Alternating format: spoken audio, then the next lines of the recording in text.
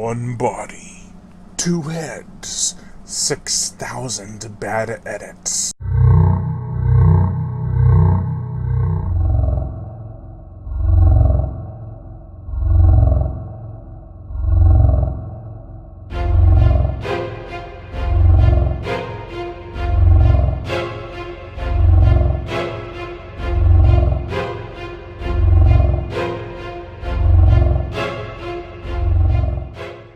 Two-headed shark attack. This is a crazy, insane, preposterous shark movie in many ways. Let's get into them. But before we get into it, make sure to check out my book, Chomp, which was written in time, thank God. This is a killer shark book that I wrote, and I'd be honored if anyone would check it out and give me feedback on my second book. My first being Wild Man. The links to purchase it on Amazon on paperback and or Kindle are in the description below. Let's get into the review. The plot. So, there's this college class that's taking a semester at sea, which, is that even really a thing? And they get snagged on a megamouth shark, which eventually gets stuck underneath the boat's propellers, which is not helped by the teacher who's trying to snag it up and pull it on board. It's like, what are you doing? Apparently it almost worked, too.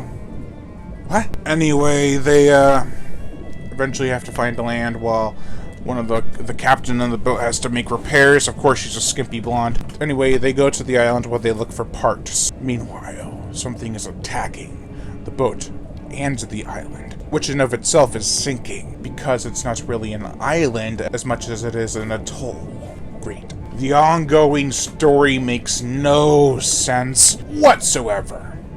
But I guess that's kind of the charm of this movie. This isn't just plagued by choppy editing and a poor story structure, though. It also has false logic, far-fetched scenarios, and annoying characters. While the final product is somewhat entertaining, it still has a ton of problems that I probably should have had more scrutiny on when I first reviewed this movie years ago. I gave it like a 3.5 out of 5 or something. Are you kidding me? With the editing, there's these quick cuts that the Asylum thankfully had stopped doing after a while. They had like flashes in Mega Shark vs. Giant Octopus, and with this, like every time someone gets bit by the two shark head puppets, it flashes to blood in the water for half a second, then it flashes back to the characters being munched on for half a second, then back to blood for half a second. It's like, what are you doing? And eventually, by the time it's done eating somebody, they have turned into a CG model and are eaten alive, which is the highlight of the kills. And yes, they molded two shark head props, or puppets, and slapped it together, which, while it looks better than the CG model, almost, it's still pretty bad. The yellow teeth bend, for heaven's sake. The story is pretty straightforward. It takes its liberties while it's trying to get the characters onto an island, back to the boat, and the water. It's really what they do to create character development that bothers me. Instead of giving us character development, they do crossfades while the characters are talking. So you'll get like, crossfade, next character, crossfade, next character. There's this one time that I stepped on a nail and then crossfade, next character. I once had sex with my stuffed animal. Crossfade, next character. It's like, what the hell are you doing? Again, stop doing that. The editing is so wonky in this movie. Would 5 to 10 more minutes of character development be really too much to ask for? Make it a 100-minute Asylum film, no biggie, nothing really lost. Probably would have gotten a better review from me and many other critics. There are around 20 characters on the boat, and you only really get to know 4 or 5 of them. And each and every character is dumb. I mean, they're college co-eds having a practical spring break on their semester at sea. Of course they're dumb, except for like one of them, Paul. But even the captain and the teachers are dumb. Since when do you have to scuttle a boat to send out a distress signal? Oh, that's right, never. Backtracking a bit, the main characters are Brooke Hogan's character, Carmen Electra's character, and Charlie O'Connell's character. And why is that? It's because they're the three that have actresses and an actor that are playing them that have notoriety.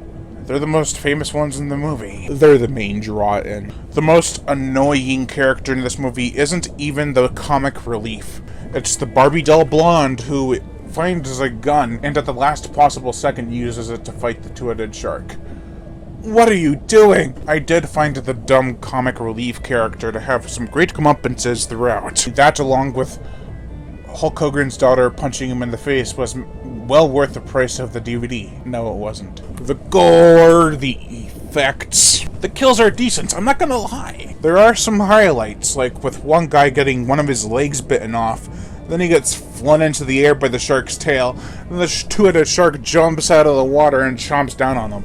That was pretty cool. You can tell that there was some time put into trying to come up with creative ways for these crazy, stupid characters to die. The visual effects are either a mixed bag or just bad. At first, they're pretty decent. When they attack the boat with the captain nearby for the first time, it doesn't look half bad. And then it begins to downgrade in quality like an avalanche. By the end, there's been dozens of inconsistencies with the shark's size, and it drives me crazy every time I see it. That's all I can really say. The motion picture soundtrack, the music in the movie, like the themes and stuff, it's okay, nothing great. It's typical late 2009, early 2010s asylum fare. The song It's Killing Me to Live by Matthew Arner, who did pass away, and was actually a decent friend of mine on Facebook. Like, I didn't know him a whole bunch, but he was pretty cool to me. He did pass away recently, which is very sad. I am pretty heartbroken by that, because he was one of my first musician friends on Facebook. This was back in, like, what, 2012, 2013? But that song is dope, and I don't even like rap in my metal music, but why not? With this movie, it seems like they wrote the script as it went along. Ideas they came up with probably sounded really cool on paper, but in both script and movie form, they are illogical and improbable. You can't make things that happen in the realm of reality into plot devices. Now that's a Brian Gatto quote I can get behind. Unlike this movie. I enjoyed it when I was a bit younger, but now it's time to be serious. Overall, I give Two-Headed Shark Attack 1 out of 5. Thank you all for watching, and I am Brian Gatto, the horror show host. Make sure to like, comment on, as well as share this video. Like my Facebook fan page and support me on Patreon, where even $1 a month would help this channel move along strong, and I'd greatly appreciate it. Also, you'll get access to body counts and music videos that you cannot get on YouTube because of copyright and age restriction.